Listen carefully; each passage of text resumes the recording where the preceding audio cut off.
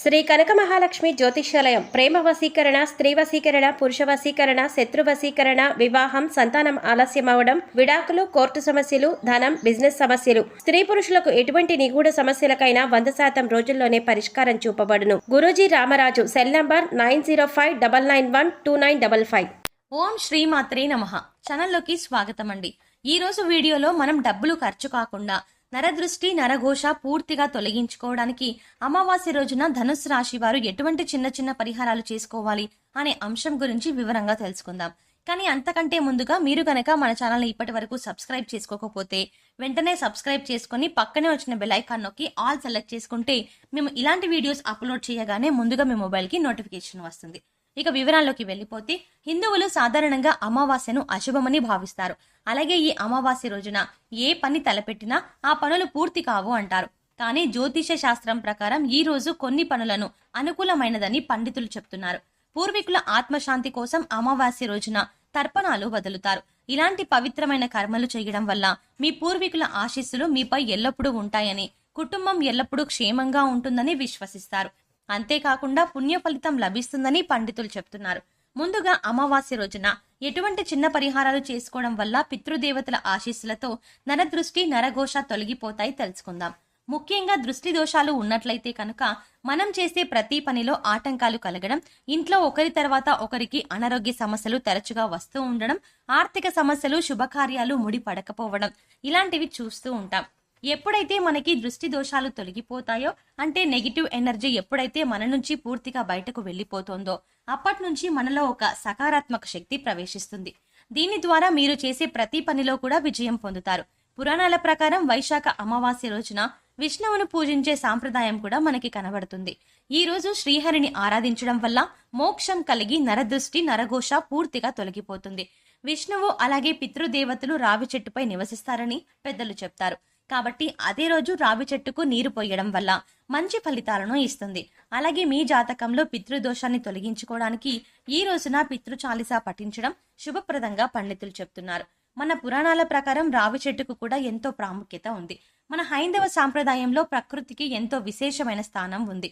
అందుచేత రావి చెట్టుకు ప్రదక్షిణలు చేయడం వల్ల కూడా విశేషమైనటువంటి పుణ్య ఫలితంతో పాటుగా ఆడవారు ఎదుర్కొనే అనేక రకాల గర్భ సమస్యలకు కూడా రావి చెట్టుకు ప్రదక్షిణలు చేయడం వల్ల పరిష్కారం దొరుకుతుందని పండితులు వివరిస్తున్నారు. ఇక ఆర్థిక సమస్యలను తొలగించుకోవడానికి అమావాస్య రోజున ఎటువంటి చిన్న పరిహారం చేసుకోవడం వల్ల మీ ఆర్థిక సమస్యలు తొలగిపోవడంతో పాటు అధికంగా ధనాన్ని సంపాదించే అవకాశం దొరుకుతుంది అనే అంశాలను ఇప్పుడు తెలుసుకుందాం. ప్రస్తుత కాలంలో ప్రతి ఒక్కరూ కూడా ఆర్థిక సమస్యలతో సతమతమవుతున్నారు. ఎంత కష్టపడినప్పటికీ కూడా తమకు కావలసినంత ధనాన్ని సమకూర్చుకోలేకపోతున్నారు. తద్వారా అప్పులు చేయవలసి వస్తుంది. ఈ డబ్బులు సంపాదించే క్రమంలోనే ప్రతి ఒక్కరు కూడా ఎంతో కష్టం చేస్తున్నారు.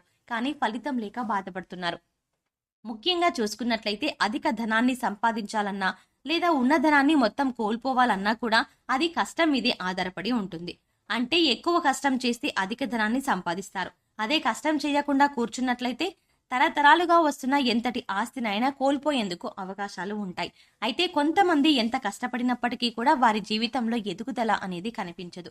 ఇటువంటి పరిస్థితులు వారి పూర్వజన్మ కర్మ ఫలితం మీద ఆధారపడి ఉంటాయి. అయితే ఎంత కష్టపడినప్పటికీ కూడా మనిషికి కొద్దిగా అదృష్టం కూడా తోడవ్వాలి. అప్పుడే ఫలితాన్ని మీరు పొందగలుగుతారు. అలాంటప్పుడు దురదృష్టాన్ని అదృష్టంగా మార్చగలిగే చిన్న చిన్న పరిహారాలు చేసుకుంటే ఆ దైవానుగ్రహం తోడై మీకు ఫలితాలు అనుకూలంగా వచ్చే అవకాశాలు ఉంటాయి. అయితే ఈ పరిహారాలు ఖర్చు లేదు కదా అని తేలిగ్గా తీసేయడానికి లేదు. ఖచ్చితంగా మనస్ఫూర్తిగా భక్తి శ్రద్ధలతో నమ్మి విశ్వాసంతో చేసినట్లయితే ఖచ్చితంగా మీకు ఆర్థిక సమస్యలు తొలగిపోతాయి. ఈ ప్రత్యేకమైన పరిహారాన్ని అమావాస్య రోజున పాటించడం వల్ల విశేషమైన పుణ్య ఫలితం లభిస్తుందని పండితులు చెప్తున్నారు. ఈ ప్రత్యేకమైనటువంటి దీపాన్ని వెలిగించడం వల్ల ఆర్థిక సమస్యలు తొలగిపోవడమే కాకుండా ఆకస్మిక ధనప్రాప్తి కలుగుతుంది. అలాగే ధనవంతులయ్యే అవకాశాలు ఏర్పడతాయి. ముందుగా కూష్మాండ దీపాన్ని వెలిగించాలి. కూష్మాండము అంటే గుమ్మడికాయ. గుమ్మడికాయని మన పెద్దలు, పూర్వీకులు బంగారంతో సమానంగా చెప్తారు. అందుచేత శుక్రవారం నాడు గుమ్మడికాయని ఎవరికి ఇవ్వకూడదని పెద్దలు చెప్తారు. ఇక్కడ మళ్ళీ 2 రకాల గుమ్మడికాయలు ఉంటాయి. ఒకటి పసుపచ్చ గుమ్మడికాయ, ఇంకోటి ఆకుపచ్చ రంగులో ఉండే బూడిద గుమ్మడికాయ. ఈ పరిహారానికి ఆకుపచ్చ రంగులో ఉండే బూడిద గుమ్మడికాయని ఉపయోగించాలి. అలాగే బూడిద గుమ్మడికాయని అనారోగ్య సమస్యలకు కూడా మంచి ఔషధంగా చెప్తారు. బూడిద గుమ్మడికాయ జ్యూస్ తాగడం వల్ల కూడా అనేక రకాల ఆరోగ్య సమస్యలు తొలగించుకోవచ్చని ఆయుర్వేద శాస్త్రం చెబుతోంది. ముందుగా బూడిద గుమ్మడికాయని సగానికి 2 ముక్కలుగా కట్ చేసి అందులో ఉన్న గుజ్జు మొత్తం తీసేయాలి. ఇప్పుడు ఆ గుమ్మడికాయ ముక్కను రెండింటికి కూడా లోపల పైన అంచులకి పసుపు రాయాలి.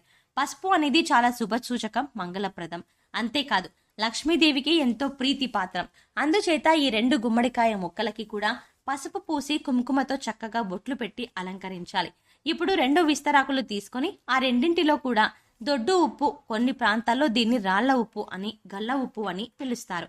ఈ ఉప్పుని 2 విస్తరాకుల్లో పోసి అందులో ఈ 2 గుమ్మడికాయ ముక్కలను పెట్టాలి. ఇప్పుడు ఆ గుమ్మడికాయ ముక్కల్లో రెండింటిలో కూడా నువ్వుల నూనె పోసి అఖండ వత్తులు వేసి దీపం వెలిగించాలి. అఖండ వత్తులు స్వయంగా తయారు చేసుకోవచ్చు, లేదంటే పూజా సామాగ్రి అమ్మే షాప్లో దొరుకుతుంది. ఈ పరిహారం పూజా మందిరం దగ్గరే చెయ్యాలి. ఈ పరిహారాన్ని అమావాస్య రోజు కానీ, బహుళ అష్టమి రోజు కానీ, అంటే అమావాస్య వచ్చే 7 రోజుల ముందు కానీ, లేదా పౌర్ణమి తర్వాత వచ్చే 8వ రోజు కానీ సాయంకాల సమయంలో ఈ దీపారాధన చెయ్యాలి. అలాగే ఈ రోజుల్లోనే ఎందుకు ఈ విశేషంగా ఈ పరిహారాన్ని చెయ్యాలి అని చూసుకున్నట్లయితే బహుళ అష్టమిని కాలభైరవాష్టమి అని కూడా అంటారు. ఆ రోజున ఇంట్లోని పూజా మందిరంలో శివుడి ఫోటో ముందు దీపారాధన చెయ్యవచ్చు. ఈ దీపారాధన చేసిన తర్వాత పొట్టు తీయని మినుమలతో 11 లేదా 21, 54 లేదా 108 వడలు చేసి శివుడికి మాలగా చేసి అలంకరించండి. తర్వాత మీరు ప్రసాదంగా తీసుకోండి. ఒకవేళ ఈ దీపారాధన మీరు గుడిలో చేస్తే ఈ మాలను గుడిలో ఇచ్చి నివేదన చేసిన తర్వాత మీరు ప్రసాదంగా తినాలి. గుడిలో దీపారాధన చేసిన వారు శివుడికి అష్టోత్తర పూజ చేయించుకోండి. అమావాస్య రోజున ఈ చిన్న పరిహారం చేయడం వల్ల సకల ఐశ్వర్య ప్రాప్తి కలుగుతుంది, సకల దుఃఖ నివారణ జరుగుతుంది. ఎప్పటి నుంచో తీరని కోరికలు ఉన్నట్లయితే అవి ఖచ్చితంగా తీరుతాయి. అలాగే ఆర్థికంగా అభివృద్ధి చెందడంతో పాటు ఆకస్మిక ధనప్రాప్తి కూడా కలిగే అవకాశాలు ఉంటాయి.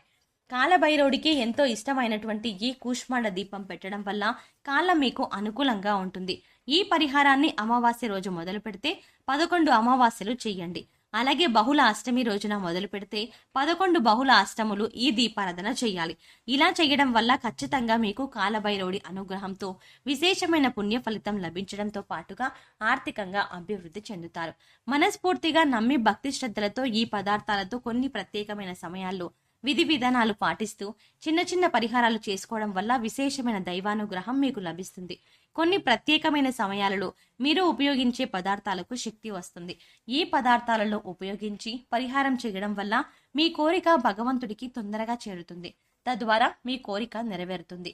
సో చూసారు కదండి, అమావాస్య రోజున పితృదేవతల అనుగ్రహం కోసం ఏం చేయాలి, అలాగే జీవితంలో ఆర్థిక అభివృద్ధి కోసం ఎటువంటి పరిహారాలు పాటించుకోవాలి అనే విషయాలను ఈ వీడియోలో మనం వివరంగా తెలుసుకున్నాం కదా. అంతేకాకుండా ఈ పరిహారాలతో పాటు ఎలాంటి విషయాలను చేయడం వల్ల మనం జీవితంలో అభ్యున్నతిని పొందుతాం అనే విషయాలను క్లియర్గా తెలుసుకున్నాం కదా. మరి ఈ వీడియో మీకు నచ్చినట్టయితే లైక్ చేసి మీ ఫ్రెండ్స్ అండ్ ఫ్యామిలీ మెంబర్స్లో ధనుస్సు రాశి వారు ఉంటే ఎవరైనా వారితో ఈ వీడియోను షేర్ చేసుకోవడం మర్చిపోకండి.